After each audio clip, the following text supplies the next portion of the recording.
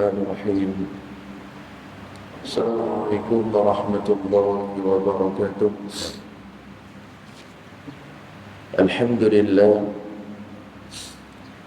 لله رب العالمين، والصلاة والسلام على أشرف الأنبياء والمرسلين وعلى آله وصحبه أجمعين. قال رب اشرح لي صدري ويسر لي أمري واحلل عقدة من لساني يفقه قولي. فقال الله تعالى في كتابه العزيز: أعوذ بالله من الشيطان الرجيم، يرفع الله الذين آمنوا منكم والذين أوتوا العلم درجات. Sadaqallahul azim. Muslimin muslimat yang dirahmati oleh Allah, sebelum kita membaca kitab Talbisul Iblis karangan Al-Imam Ibnu Jauzi rahmatullah alaih, bukan untuk saya mengajak diri saya terutamanya dan juga tuan-tuan untuk sama-sama kita merenung satu riwayat yang dinukilkan dalam Kitabul Mawarid Al-Adab Al-Mu'ayyin min Al-Athar Al-A'lam Al-Tabi'in, iaitu riwayat menceritakan tentang bagaimana akhlak, bagaimana sikap para ulama salafun salih ketika mana mereka dipuji oleh manusia. Salah seorang ulama salafun salih yang bernama Yazid bin Maisarah. Orang Arab ni Maisarah ni laki. Orang Melayu kata Maisarah ni perempuan, Maisarah ni laki. Orang Arab biasa begitu. Nabi pergi ke Syam, bawa barang dagangan Khadijah bersama dengan Maisarah. Maisarah tu laki, tak perempuan. Baik. Yazid bin Maisarah yaqul: "Idza zakata rajulun fi wajhik fa ankir alayhi waghdab wa la tuqir bidzalik." Kata Yazid bin Maisarah, apabila dia kata, jika sekiranya seseorang memuji di hadapan kamu, maknanya ada orang mai puji kita depan-depan, macam mana kita nak buat ni? Ni ulama salaf ajak kita macam mana. Orang puji kita hangit, melambung orang puji kita. Idza zakatu rajulun, apabila seseorang ini dia datang kepada kamu, kemudian dia puji kamu. Kemudian kata Yazid bin Maisarah, hendaklah mengingkari, fa'ankir alaih. Jangan memperakui. Dia puji kita melambung sungguh lah, sampai kita pun nak cering. Yazid bin Maisarah kata apa? Fa'ankir alaih. Ingkar dia ataupun tekuk dia. Jangan biar. Sebab kalau biar lagi dia jadi barah. Dia jadi barah, orang mau. Fa'ankir alaih, jangan biar benda ni. Waghdib wala tuqir bidzalik, dan juga marah dia. Jangan biar macam tu. Sebab ia berbahaya kepada kedua-dua pihak. Orang yang puji pun bahaya, dan orang yang dengar pun bahaya, ataupun orang yang dipuji pun bahaya. Dua-dua pun bahaya. Wala tuqir dzalik, dan jangan mengakuinya. Wa yaqul, kemudian bacalah doa ni, kata Yazid bin Maisarah, Allahumma la tu'akhidni bima yaqulun waghfir li bima la ya'lamun. Baca doa ni yang bermaksud, ya Allah, janganlah engkau pertanggungjawabkan kepada aku yang mereka katakan.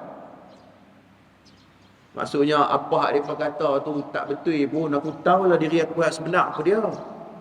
Aku tahulah kedudukan aku macam mana dengan Tuhan. Maka dia minta kepada Allah, ya Allah, jangan pertanggungjawabkan kepada aku apa yang mereka lakukan.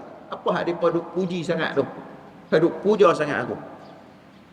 Waghfirli ma la ya'lamun, dan ampunkanlah kesalahanku, dosaku atas apa yang mereka tidak ketahui. Mereka sangka mulia dan sebagainya, tapi kita yang tahu kedudukan kita, tahap kita dengan Allah Subhanahu wa taala.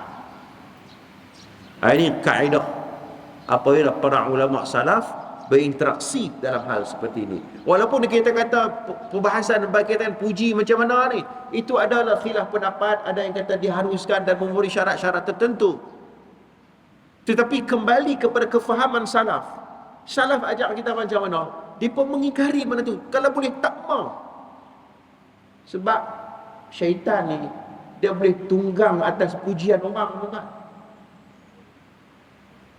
Law mungkin okey, tapi 2-3 hari lepas tu, seminggu lepas tu, syaitan akan tunggang pujian itu. Hati manusia itu berbolak-balik. Jangan berikan peluang dan ruang kepada iblis dan syaitan untuk menggugat dan juga menghalang kita menjadi hamba Allah Subhanahu wa taala yang salih dan salihah. Ini akhlak. Ulama-ulama salaf dia sekat awal lagi. Mana ni jangan menjadi bara kepada orang Islam. Sebab tu mereka suka tuan-tuan, dan cukup tak kehidupan mereka cukup tak berminat dengan pujian-pujian manusia ini. Itu.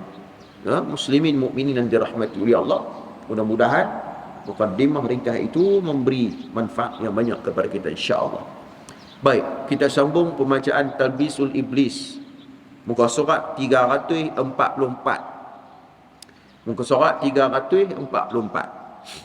Apa tajuk kita pada pagi subuh ni tuan-tuan? Iaitu muslihat iblis terhadap orang-orang sufi kerana mereka tidak mahu menikah. Jadi mana ahli tasawuf yang menikah tu tak termasuk dalam tajuk ni. Jangan duk terasa pula. Sudah kita ni orang tasawuf ni mengaji sufi ni siapa pula ustaz? Tak termasuk, jangan duk terasa. Melihat iblis terhadap muslim iblis terhadap orang-orang sufi kerana tidak mau menikah. Tajuk ni tak kena dengan kita. Kita kalau boleh angkat lagi 3 ustaz, 3 lagi kosong ustaz. Tu tak apa, tu tajuk lain. Ni tajuk yang tak mau menikah langsung kerana buat ibadat ya. Tu. Baik, tuan-tuan tengok apa Imam Ibn Jauzi kata.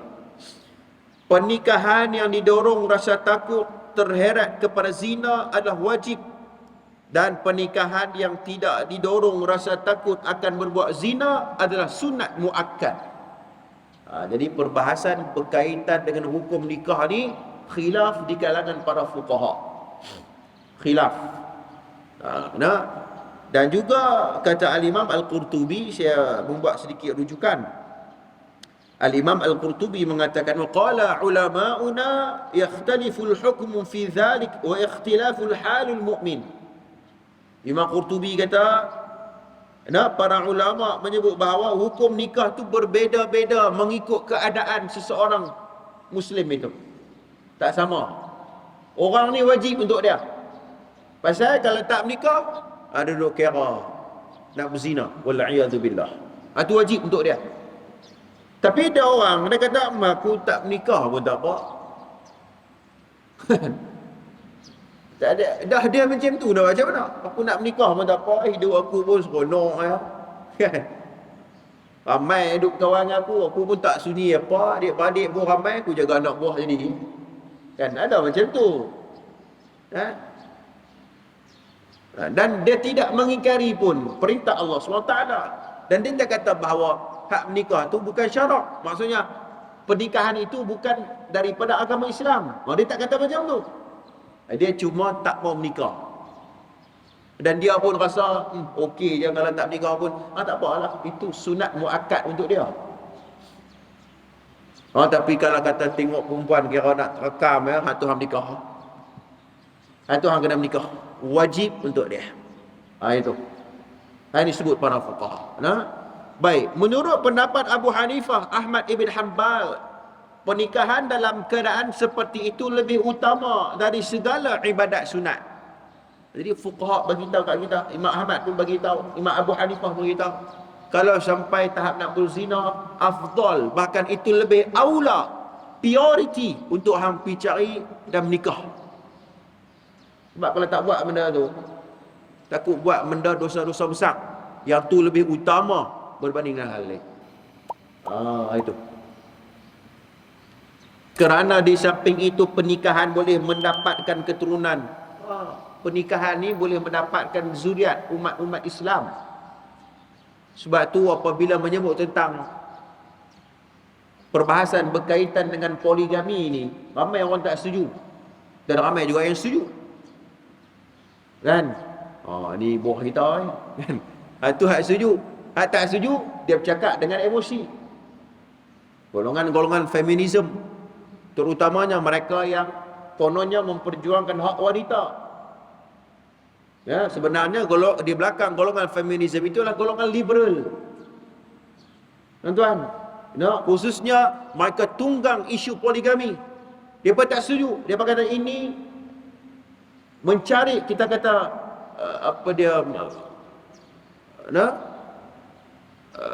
menjatuhkan maruah wanita dan lelaki dan sebagainya. Tuan-tuan sekalian, iaitu kena faham dalam isu ini, dia kena bahas secara objektif.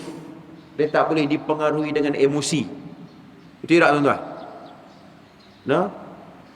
Dia tak boleh dipengaruhi dengan emosi apabila bincang tentang poligami ni. Ada poligami yang berjaya, ada poligami yang menunjuk contoh yang baik, menjaga hak-hak dan sebagainya, ya, memberi kasih sayang yang terbaik dan sebagainya. Itu yang poligami yang banyak masalah itu ialah, jangan kita pukul sama kata.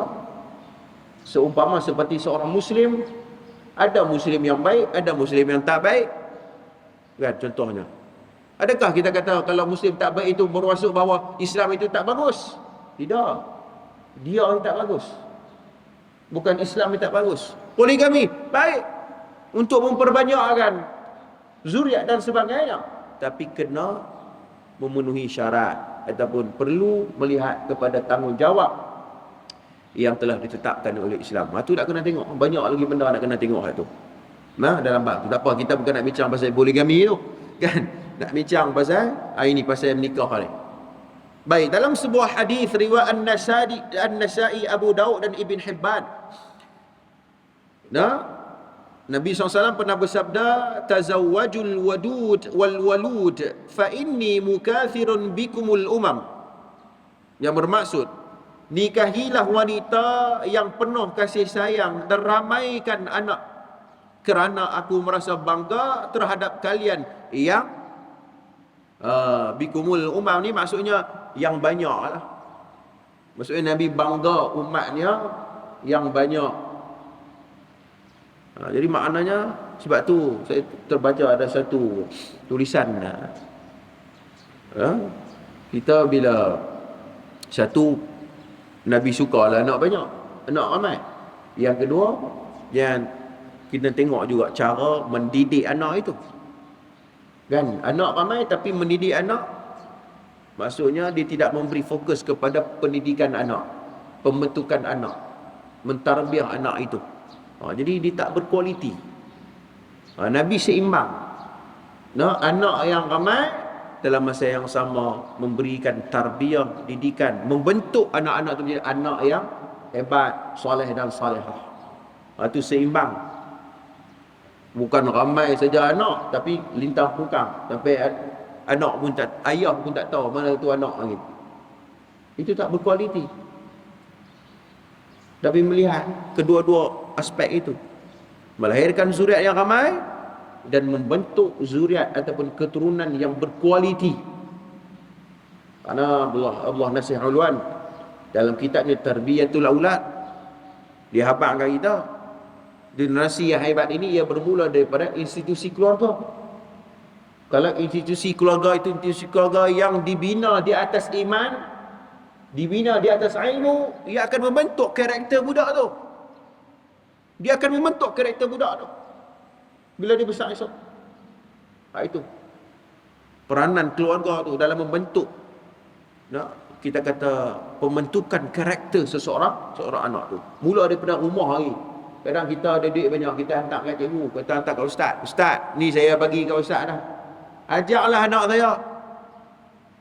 Tak apalah tu kerja ustaz, balik rumah ayah tak semayang contohnya. Dia bagi ayah, dia bagi ustaz ya, dia bayar duit, ustaz yang jaga anak dia. Main balik rumah dia tak menunjukkan akhlak yang baik. Itu tak betul. Baik, kita tengok. Dari Sa'ad bin Abi Waqqas, dia berkata Nabi SAW menolak keinginan Uthman bin Maz'un untuk hidup membujang. Andaikan saat itu beliau mengizinkannya untuk hidup membujang, maka kami pun akan mengikutinya. Oh, Nabi tegur. Ni ada sahabat Nabi yang bernama Uthman bin Maz'un, Uthman bin Maz'un. Nabi tegur dia, jangan memujang lama sangat, menikah je baik. Macam tu pula nak bagi senang faham. Sebab rugi. Banyak benda yang boleh kita dapat dan hasil itu daripada perkahwinan. Ya. Sudah sekalian. Sebab tu kalau kita tengok tokoh-tokoh ulama seperti Al-Imam An-Nawawi dan beberapa lagi ulama-ulama yang lain, mereka kadang-kadang tu tak sempat nak berkahwin, kan? Tak sempat berkahwin tu bukan maksud tak mau kahwin, tak dah nak fikir pasal kahwin. Itu lain pula tu, itu aspek yang lain pula. Sibuk belajar, sibuk menuntut ilmu, ya? Sibuk menulis kitab, sibuk berdakwah dan sebagainya, sampai tak ada nak fikir pasal kahwin tu. Itu lain. Ada, tuan-tuan sekalian, ada satu kitab khas yang menghimpunkan nama-nama ulama yang dia tak dan kahwin. Bukan tak mau, tak dan. Kita tak dandan. Kan, kita tak dandan. Ada yang ulama ni tak ada nak kahwin, nak tulis kitab untuk Imam Nawawi tu dah berpuluh jilid tulis. Tak ada nak fikir pasal kahwin. Itu ulama. Itu sekalian. Bukan menafikan persyariatan nikah tu, dah. Tapi dia memberi fokus dalam hidup dia dalam dakwah, dalam mata ilmu. Baik, kemudian kisah tentang 3 orang sahabat yang terus-menerus puasa, yang tidak pernah tidur malam dan tidak mahu menikah wanita, sudah cukup terkenal, yang kemudian beliau melarang semua itu dikerjakan secara berlebih-lebihan. Ini ada hadis yang 3 orang sahabat jumpa Nabi tu. Hadis ni masyhur. Pergi jumpa Nabi, tapi tak ada jumpa Nabi, jumpa Aisyah. Pipi ketuk pintu, Aisyah tengok, ada 3 orang sahabat. Dia pernah jumpa Nabi. Rasulullah tak ada waktu tu. Aisyah kata, apa yang hampa nak habaq kat aku ni, ataupun nak pesan apa kat Rasulullah? Beritahu, tadi aku beritahu kat Rasulullah. 3 orang ni beritahu. Kata Aisyah, sesungguhnya aku ni tak tidur malam sebab qiyamul lail. Dia buat qiyamul lail sampai tak tidur dia. Pertama. Yang kedua, dia sibuk melakukan amal ibadah sampai tak menikah, tak mau menikah dia tak mau menikah. Dan yang ketiga, iaitu dia berpuasa yang berterus-terusan. Walaisal iftar, dia tak buka puasa. Dia puasa sunat, tapi tak buka puasa. 3 benda ni. Pada asalnya benda ni syariat dah. Maknanya benda ni kalau ikut tu puasa sunat ni memang disyariatkan. Qiyamul lail memang dituntut dalam agama. Tetapi agama ajar seimbang, bagi hak kepada badan. Ini yang Nabi ajar. Nabi SAW kekasih Tuhan. Dia tahu yang mana tahap manusia. Dia tahu tahap kita. Berikan hak kepada badan. Di mana waktu salat, di mana waktu kita beribadat, untuk rehat dan sebagainya. Ada waktu-waktu tertentu yang perlu diberikan hak kepada dia. Seperti mana hadis yang diriwayatkan oleh Imam Muslim, al-jasadu 'alaikal haq wa ruhu 'alaikal haq. Jasad ni ada hak dia, ruh pun ada hak dia. Kita kena menunaikan hak-hak tersebut. Jangan kita kata, yang tu maqam lain, kami maqam lain. Ni Nabi suruh ni. Nak maqam apa lagi? Ada orang nak main maqam-maqam macam tu. Jangan. Tengok apa hak Nabi ajar. Inilah syariat yang telah ditetapkan oleh baginda Nabi SAW. Sebab tu Dr. Yusuf Al-Qaradawi dalam kitab dia Kaifa Nata'amul Ma'a Sunnah An-Nabawiyah, dia tulis satu kitab tu. Saya pernah bahas kitab tu.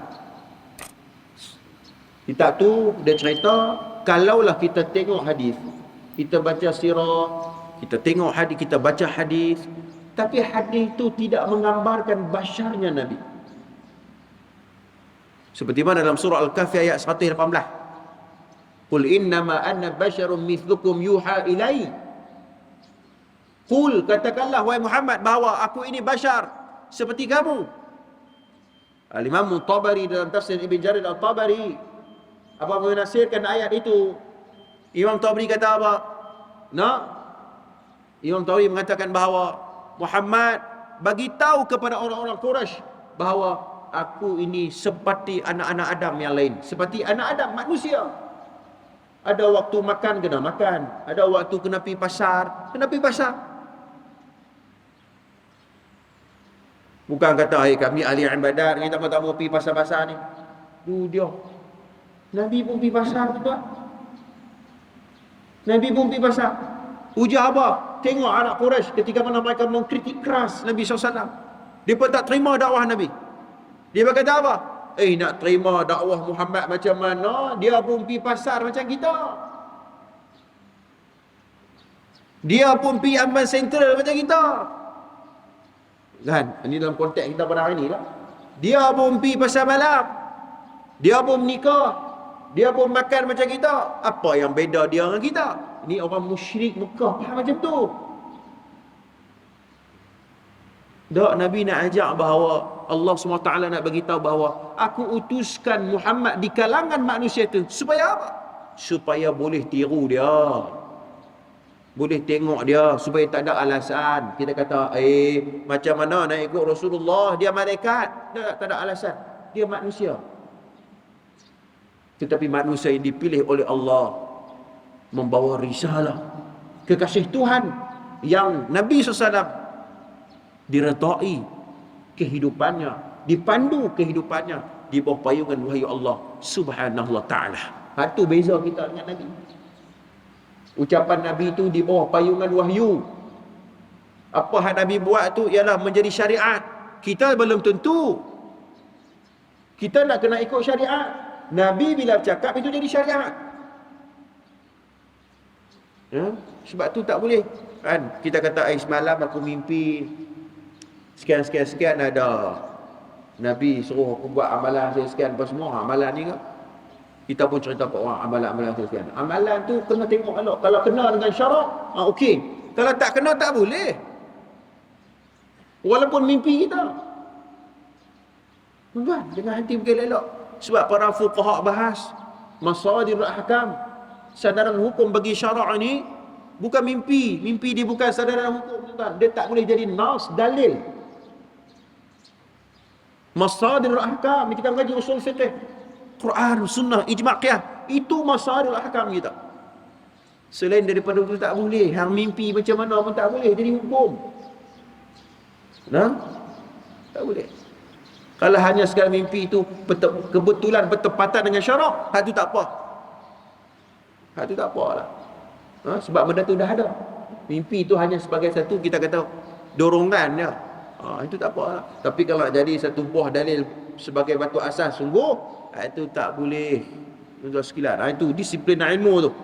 Itu disiplin ilmu. Jadi tuan-tuan muslimin mukminin dirahmati oleh Allah. Baik, kemudian sikit lagi. Imam Ahmad bin Hanbal berkata, hidup memujang sama sekali tidak diperintahkan oleh Islam. Bahkan Nabi SAW pernah menikahi 14 wanita dan ada 9 isteri yang ada di sisi beliau saat beliau meninggal dunia. Ni syariat ni ada syariat yang dikhususkan untuk Nabi saja. Yang tak boleh. Nabi nikah sampai 9. Kita tak boleh dah. Kita ikut sunnah Nabi 9 orang tu, mana boleh. Kita ikut apa yang disebut oleh Quran dan hadis. Kahwinlah satu, kalau mampu kahwin sampai 4 jika mampu adil. Tu je. Lebih daripada tu, lebih baru tak boleh. Kan? Ada sebahagian kelompok yang mereka mentakwil wasna wa thulatha wa ruba'.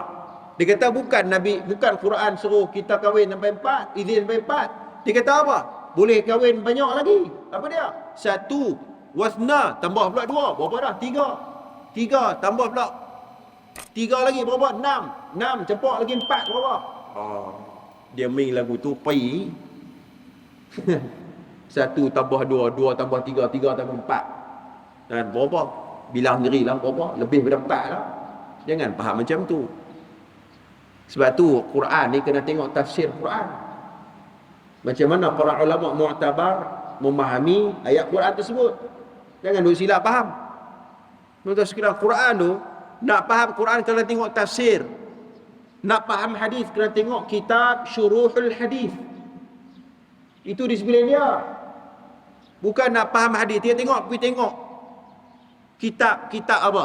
Kitab lain lah. Mana apa tak? Itu di sebelah. Kitab tafsir tengok. Nak faham Quran tengok kitab tafsir. Nak faham bahasa Arab tengok ulama bahasa Arab. Takkan buka kitab fiqh lah. Nak faham kod nahwu tengok buka kitab fiqh. Kitab apa? Kitab fiqh ni mana boleh. Tak mencapai objektif nak memahami perbahasan ilmu tu. Begitu juga dalam perbahasan hal-hal seperti ini. Itu di antara perkara-perkara penting yang perlu untuk kita lihat, bahawa ada sekelompok golongan sufi yang mereka beribadat sehingga mereka menolak, maka tak mau menikah ini. Bahkan mereka mengatakan, kita tengok muka surat 346 tu, sebahagian mereka mengatakan bahawa sehingga di antara mereka tak mau menikah. Ini di antara iblis telah memperdayakan sebahagian besar dalam golongan-golongan seperti ini. Dan mereka mengatakan bahawa kerana mereka mengkhususkan diri dalam ibadat dan mereka melihat pernikahan itu adalah mengusik ketaatan mereka kepada Allah. Dia kata, kalau aku menikah ni, aku tak boleh nak buat ibadat sekian-sekian. Dia sebab tu dia faham ibadat tu hak tu je. Pada ibadat ni luas tuan. Ibadat umum dan ibadat khusus. Luas kefahaman ibadat ni. Kita tak tuan-tuan, kita pergi kerja Paskat pukul 7.30 pagi. Adakah itu tak ibadat? Ibadat. Betul tak tuan-tuan? Kita pergi kerja Paskat 7.30 atau mungkin 8.30. Pergi kerja dengan amanah, tak khianat, dengan jujur. Balik kerja, balik rezeki, penat-penat rehat bersama juga dengan keluarga. Kita pergi kerja tu macam rezeki yang halal dengan keikhlasan kepada Allah. Itu ibadat. Tuan-tuan, jangan sempitkan. Adapun baca Quran, solat sunat, itu ibadat khusus. Itu pun ibadat. Kita buat semua. Tuan-tuan, jangan kita sempitkan hal seperti ini. Sebab tu sirah an-nabawiyah ajar kepada kita. Adakah Nabi duduk dalam masjid 24 jam je? Tak. Nabi terlibat dalam perang. Nabi terlibat dalam pentadbiran negara. Nabi hantar surat kepada Raja Hirqil, riwayat Al-Bukhari, cop dengan Khatibun Nabawi, hantar surat rasmi kepada Raja Parsi. Nak bagi tahu bahawa Islam itu ialah mencakup seluruh kehidupan manusia. Ada soal politik, ekonomi, kebudayaan, itu juga menuju kepada amal ibadat. Bukan sekadar dalam masjid pegang tasbih Quran saja. Itu salah satu saja. Maka tuan-tuan muslimin mukminin yang dirahmati oleh Allah SWT, sebab tu Al-Imam Ibnu Jauzi ajar kepada kita bahawa hati-hati, kadang-kadang talbisul iblis itu ia boleh berlaku seperti rupa. Jadi saya rasa cakap tu dulu perkongsian perbahasan kita pada pagi subuh ini. Insya-Allah pertemuan akan datang kita akan bahas lagi, iaitu ada sikit lagi tajuk buku kita ni nak habis ada beberapa lagi tajuk-tajuk kecil. Habis buku ni kita bincang pula tajuk apa pula kita nak baca. Buku apa pula kita nak baca, insya-Allah. Insya-Allah. Jadi takat tu dulu. Qul qouli hadza astaghfirullahal azim li wa lakum. Assalamualaikum warahmatullahi taala wabarakatuh. A'udzubillahi minasyaitonir rajim. Bismillahirrahmanirrahim. Alhamdulillahirabbil alamin. Wassalatu wassalamu ala asyrafil anbiya'i wal mursalin wa ala alihi washabbihi ajma'in. اللهم إنا نسألك علما نافعا ورزقا طيبا وعملا متقبلا صلى الله على محمد وعلى آله وصحبه أجمعين والحمد لله رب العالمين.